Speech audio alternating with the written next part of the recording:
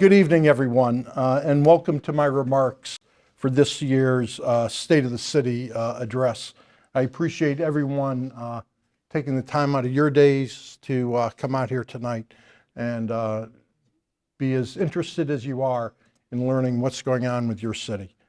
I'll leave time at the end of my remarks to receive and respond to any questions you may have regarding what I've talked about or things that I haven't talked about.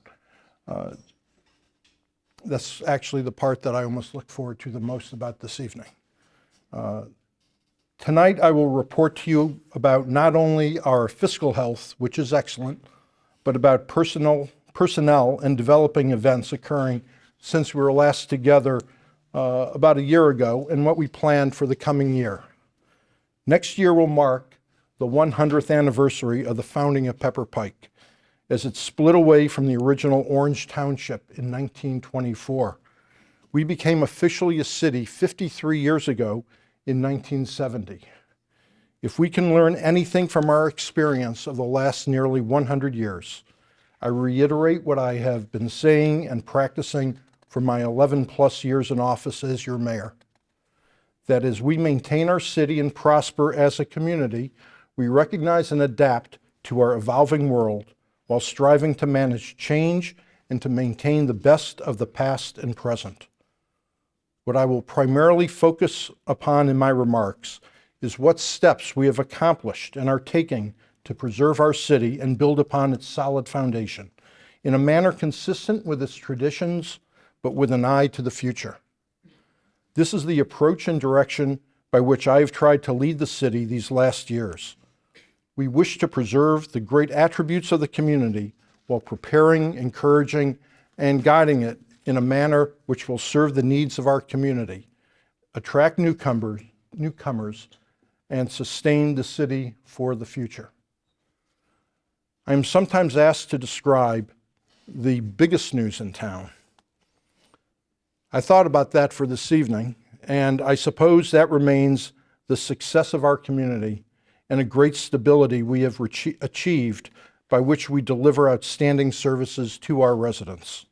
The reawakening of city events following the pandemic has brought the community together again through our Taste of Pepper Pike, movies in the park, music in the park, ice cream social, fall harvest fest, and the upcoming Memorial Day commemoration. The biggest news certainly includes the extraordinarily strong fiscal position that the city continues to achieve through careful management and a strong tax base. We have about 150% of cash reserve to our annual operating budget. That affords us the ability to maintain the best services for our residents and to plan to make public improvements, such as walkways for the first time on major busy arteries, which a supermajority of our residents supported in a recent community survey, as well as building out our playground to include a spray park for the kids. We are maintaining the best of traditional Pepper Pike while planning for the next generation. We have achieved this success in government through creative ideas in how our team has managed our departments, conserving resources and regionally engaging in money-saving opportunities, seeking out grant opportunities to supplement and leverage our own resources while maintaining excellent salaries for our employees and a very low 1% income tax with a 0.5% credit for our residents. This is in addition to reasonable property taxes compared to others. This allows Pepper Pike to provide many of the region's most outstanding services. Through careful management and stable revenues, we have grown our cash reserves to afford the city flexibility to respond to infrastructure and other needs through including community expectations. We are looked upon with envy by other communities. So let's begin with the nuts and bolts of the city's finances. What I am pleased to report that as we entered this calendar year, we were even stronger financially than when we began 2022.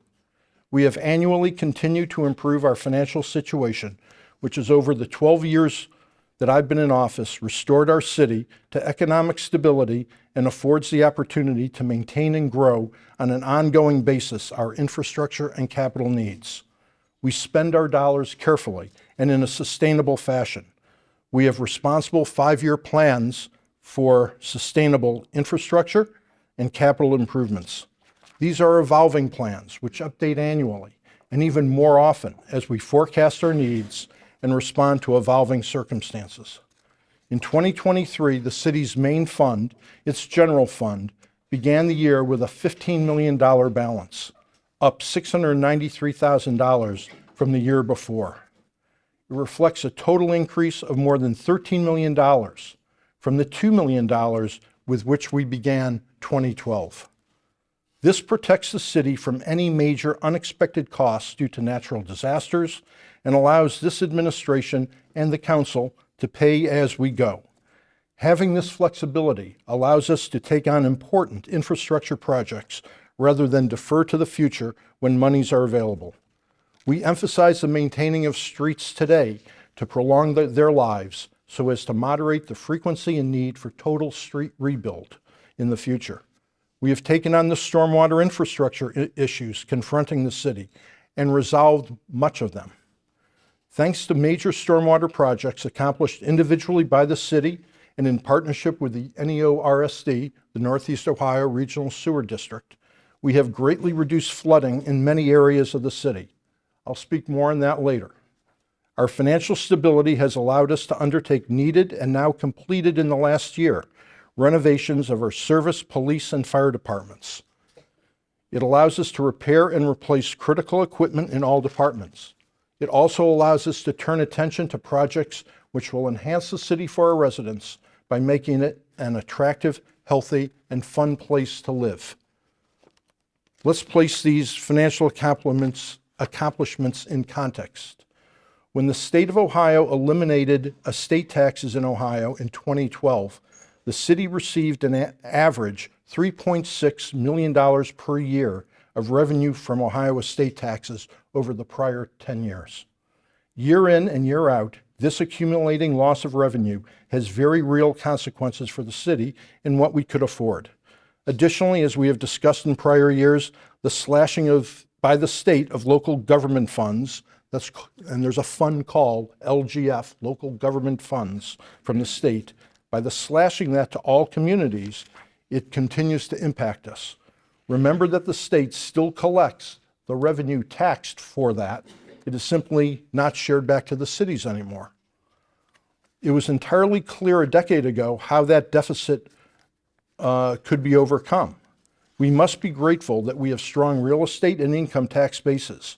More so, the responsible collective bargaining agreements we have repeatedly struck with our employees, the regionalized and shared service agreements and partnerships we established with the City of Beechwood for dispatch, Moreland Hills for building services, Cleveland Water for water main line replacement, the NEO Regional Sewer District for major stormwater projects, all contribute to additional savings annually while continuing to deliver outstanding services to our residents.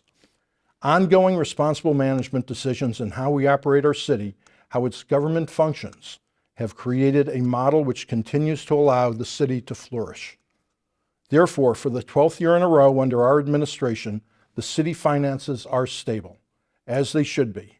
We will continue to focus upon remaining on the path of fiscal responsibility. It's not enough to simply be stable, however, in the short term. We must be engaged in programs and planning which create a sustainable model for the city. Through careful fiscal management, we have significantly trimmed spending and actually improved our already high-quality services. We continue to maintain financial stability, and we have an ample cash reserve. We will not be complacent with this, however. The foundation of our municipal funds, the municipal income tax, remains under scrutiny and some might say attack by the legislature in Columbus. Unfunded mandates, which would require significant increases to employer contributions to police and fire pension funds, are on the table in Columbus. As the president of the Cuyahoga County Mayors and Managers Association, I am very engaged on your behalf, along with others, to steer through complicated discussions on these state initiatives. There is even a movement among the many townships and some in the state legislature to eliminate the state income tax altogether and have simply a state sales tax system, a model which would not benefit Pike. There is still an unwritten end to this story. I share it simply to make you aware that the future is still not yet written as we continue to monitor and manage change the best that we can. Our finance department tracks and analyzes the revenue and expenses of the city and makes sure city services continue to be sustainably provided on a sound economic platform. Our success is due to the efforts of our great employees. Our finance team is led by Joe Brzezinski, our city finance director and city administrator. When you call City Hall, there's a good chance it's going to be Joe who answers the phone and who helps you solve an issue. That's Joe back there. Joe, stand up. Let people see you.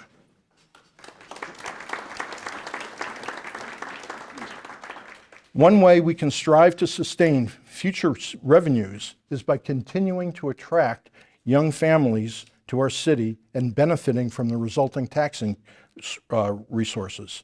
So what's the plan for that?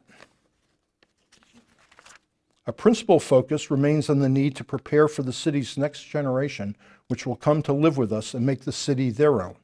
It is our responsibility to maintain a financially sound and stable city where homeowners and businesses will have confidence to invest. The city must protect our residents' investments in their homes and enhance the experience of having chosen to live in Pepper Pike. This will attract young, successful families to choose our city. We do this by offering superior services, a safe and welcoming environment, and the amenities that make Pepper Pike not simply the place where you own a home and pay taxes, but the place that you call home, where you take pride in being from. The recent community survey performed by the Cuyahoga County Planning Commission, the third such survey in as many years, confirmed the expression of a supermajority of our residents, including a supermajority of our younger residents, that they would like to see walkways installed along our major streets. Some people don't realize we already have almost 2 miles of what would be called sidewalks in our city. We have the economic capacity to do this, but as with all things, governing involves choices. So recognizing and implementing the desire for these pedestrian walkways must be balanced with the other needs of our community. That said, I am confident of our capacity to do many things successfully at the same time as we service the demands and the needs of our different constituencies. It is important to recognize that this is a team effort here in the city. I depend upon and express herein my heartfelt gratitude to our other city staff members who are true public servants. Every day they come to work not to receive accolades, but for the opportunity to not only earn a living, but to be of service to and improve the quality of life of our residents. I'm now going to take you through our various departments and let you know what's going on in those departments. Our police department, led by Chief Carl Dietz, prides itself on serving and protecting our residents. Chief Dietz, you there?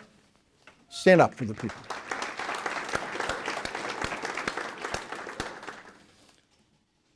There are notable updates regarding the police department from May of 22 until today and for the remainder of this year. They include, among those things, these items. We've completed the refurbishment of the police station, including a modern lobby with important safety features, a second interview room, dedicated armory, and larger evidence room.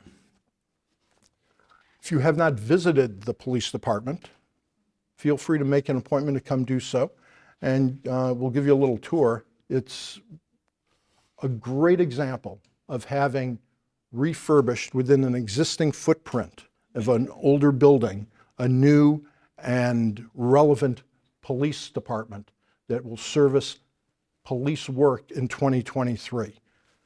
One of the nicest features, or most attractive features that you'll see, is the taking of the old jail, which we don't use anymore. It was deconstructed, and the cell bars have now been resurrected and repurposed as the wall to the stairwell going down.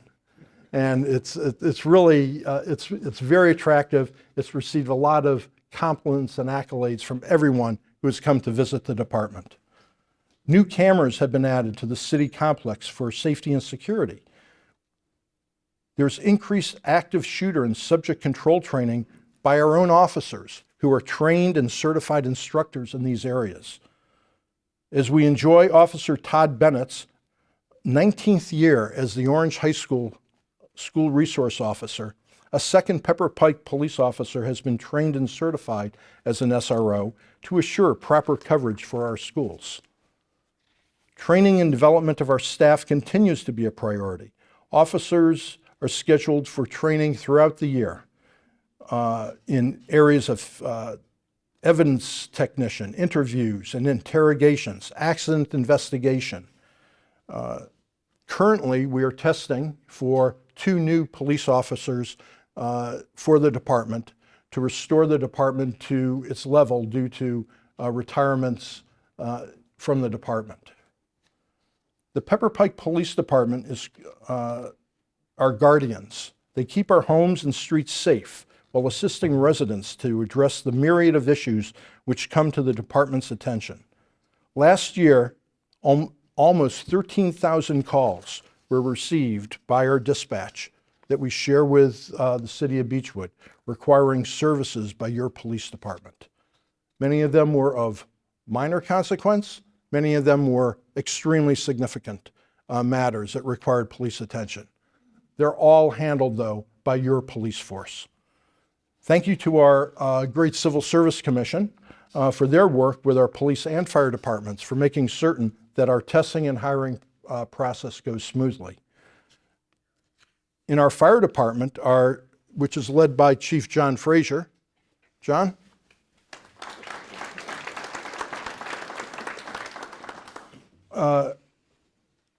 They responded to almost 1,200 emergency responses last year. Of those, 62% of them were EMS emergency calls. That's a fascinating figure because we truly have here in a suburban existence a fire department that is every bit trained medical professionals who also know how to put out fires. And it is in there, both roles are critical to our community. But that reflects a 7% increase in EMS incidents over the prior year. The average response time for our fire department to respond to your home, 5.5 minutes for all incidents in Pepper Pike. That's remarkable response time. If you're having a medical crisis, you can be assured that your EMS team will be there within moments. Our fire department provides not only fire safety and rescue, but highly trained and professional medical assistance. We have a working chief model. Chief Frazier is himself a highly skilled paramedic who takes the runs and saves lives, just as the others who serve with him. I asked Chief Frazier to provide me with a rundown of the training and grants that were received over the last year. I have 8 pages here. I'm not going to read them all to you, but I will give you a few of the highlights. Proudly, our EMS teams have been awarded the American Heart Association's Mission Lifeline Gold Award for heart attacks. This is a highly coveted and not easily given out recognition by the American Heart Association. We are again waiting that recertification for our continued level of excellence in that area, and I'm very confident that we are going to achieve it. We conduct monthly continuing medical education training with the Cleveland Clinic staff medical director, Dr. James Sauto. Their topics include pediatric case histories, EMS jeopardy, atrial fibrillation, protocol updates, dialysis, geriatric and life assist case studies, stroke training, trauma review. These are hundreds of hours of training that our fire EMS services undergo. The EMS are truly, and our firefighters are truly the infantry for our city. They train continually. Their call to action, fortunately, per capita, not very often. But when they need to be ready and trained and ready when they make that appearance. So we are grateful for the investment and the leadership in our department that our firefighters continue to receive this very high level of training.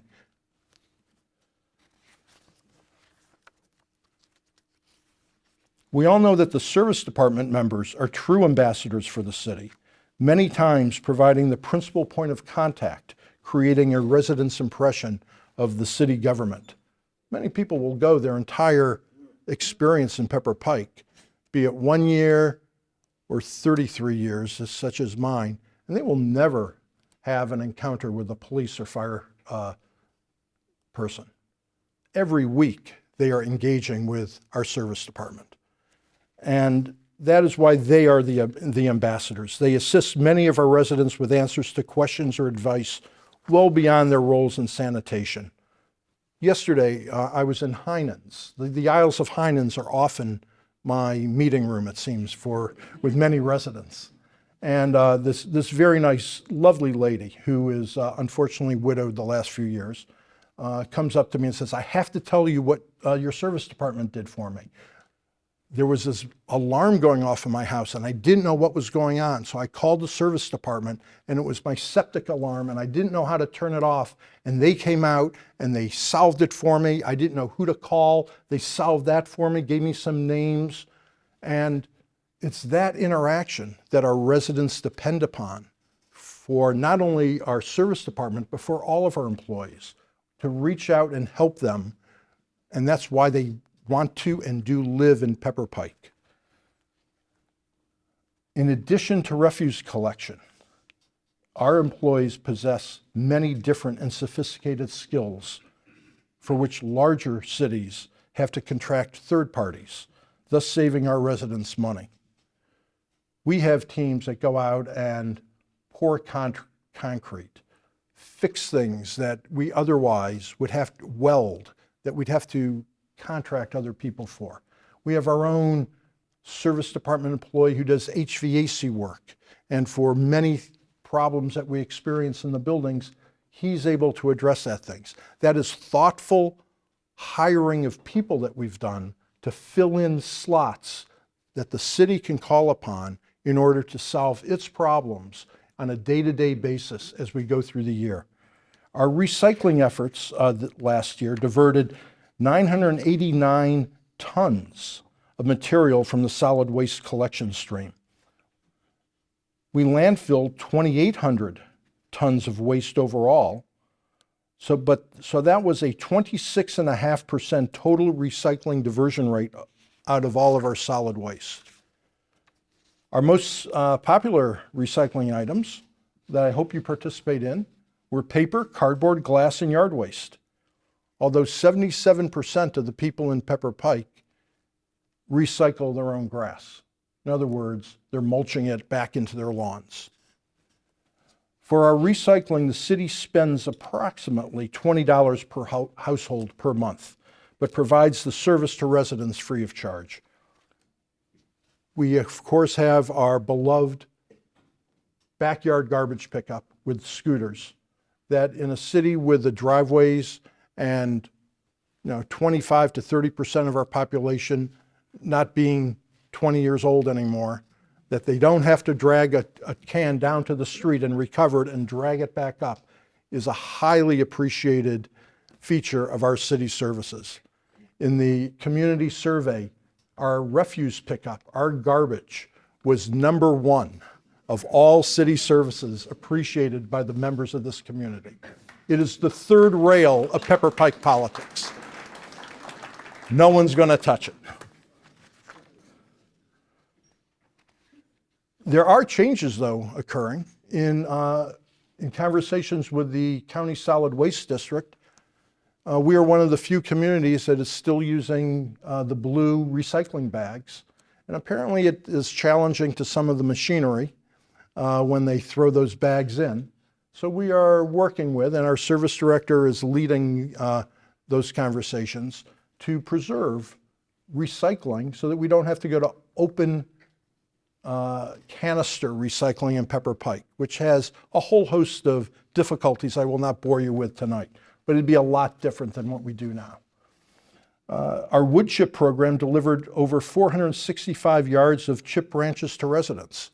A lot of people don't even realize that in the branch pickup that we initiated several years ago, and we chip, that we turn that back to many of our residents, that chip material. Our container program is robust. If you need a 10-yard or more container for cleaning out your garage, not for your contractors, but for you, we provide that service. Our summer events are back.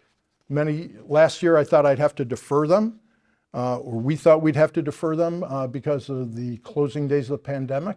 I was very glad to see that we were able to have the Taste of Pepper Pike, which was probably, by attendance and enthusiasm, the most successful Taste of Pepper Pike we've had. We had the movies in the park, the music in the park, the Harvest Fest. Life returned to Pepper Pike, which we were all very glad to see. Pepper Pike is once again, for the 23rd consecutive year, a Tree City USA city. That is accomplished by our continually planting trees every year and restoring the diminishing tree canopy that our city has had over the last 2 decades. It's very important. Since most of our trees are on private property, your properties, I urge you to go out and plant a tree. As we celebrate the 100th anniversary of Pepper Pike, I share with you what the head of our beautification committee, someone I live with, said yesterday. She said, the birthday celebration should be plant a tree and one to grow on. Every birthday should have one to grow on. So plant a tree. I was out in my yard this weekend planting a tree. And I urge all of you to do that. Our service department does everything. We install mailboxes for people. We sell our extra equipment on govdeals.com. If you ever want a pretty beaten up old Kubota scooter, we've got a deal for you. Our service department does more than pick up trash, though. We repaired 86 catch basins, being inspected, cleaned, repaired. The Bremerton project, the service department managed and planned alongside with residents and our engineer for the landscape project. We purchased new trucks, garbage packers, snow plows, pickups. Your city is a vibrant, ongoing, restoring enterprise that we depend upon the excellence of our service team to do. Jim Advent, our service director, take a bow.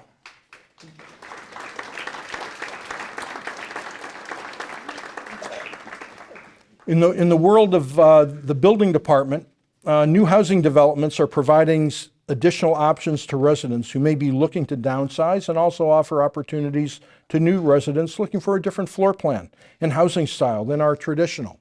You've probably seen on your own. Other than brand new housing going up, we also see knockdowns of some of our older homes and being replaced by new construction. I wish they'd leave some of the trees along the way when they knock down these older homes. But what's important are people are willing to invest very significant dollars in the city of Pepper Pike. The total construction value for new homes in 2022 was close to $17.2 million, an increase of over $4 million from 2021. We issued 20 new construction permits in 2022. 8 new homes were built in Edgewood Trace, bringing the total number of units in that development to 30. There are 8 lots left to build out the remainder of the project. Sterling Lakes saw an additional 2 homes under construction. There are only 6 empty lots remaining, and of those 6, 4 are in the process of submitting their plans for development. So these 2 new developments, they're winding down. In addition to new home construction, permits, though, for home remodeling to existing homes were valued at $3.2 million. That included new decks, outdoor patio spaces, remodeling projects for existing homes. Overall, our remodeling projects were valued at $8.6 million. That brings all together new construction renovation permits to what I mentioned, $25,784, and that's a lot of money. That's a lot of faith in the community that yourselves have invested in. And that should make you feel good about your investment, that other people have made the same judgment, that this is a place where they are placing their treasure and their future. Annually, the value of our new home permits ranks among the very highest, if not the highest, in the region. It's remarkable for a small community such as ours. In addition to residential construction, it was a busy year for commercial development. The Pike Clubhouse was just completed by adding an addition and reconstructing the entire locker room. Racquet Club also rebuilt the entire pool and patio last year and completed the remodeling of the locker rooms. The club is currently in the planning phase for additional alterations within the clubhouse and a proposed addition. Country Club completed the rebuilding of their new paddle tennis courts and building. They're in the process of completing a major golf course renovation and of their new practice course, as well as completion of major building repairs around the facility. Orange High School completed the remodeling of their locker rooms. Big year for locker rooms. Weight room, new secured entryway, and mechanical upgrades. There have been tenant alterations and remodelings all along the Chagrin Boulevard corridor in the office buildings there. Let's discuss for just a moment significant new public or private developments in our city in the past year.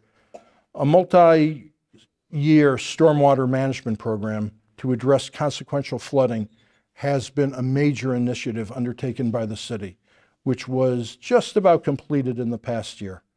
More than $10 million has been invested by the city and the Northeast Ohio Regional Sewer District. And to be honest, most of it was Regional Sewer District money that was attracted to be invested in our city. Working cooperatively, 3 homes were acquired and demolished, and there were over 3 acres of property are now being added to the city's green space. The 3 acres of former residential land is being reacquired from Regional Sewer to remain as natural green space within the neighborhoods themselves. This has resulted in the reestablishment of floodplains, stream restoration, erosion protection, and reestablishing tree canopy. This partnership with NEORSD to reestablish this critical floodplain along the streams improves stream flow downstream and increases the capacity of our streams and the stormwater system to handle the increased volume and velocity of the flow. And in the coming years is when you're going to see not only the benefit of what we have solved, but the problems we will not encounter. Because with climate change, there will be increased storm activity. There will be increased amounts of water that our systems are being called upon to handle. This improves the quality of life for our residents and the environment, as the streams are made healthier as a result. Stormwater management systems and structures have been installed, and previously enclosed streams have been daylighted and returned to a natural state. The city has worked with residents to restore the city's stormwater swale system to better perform.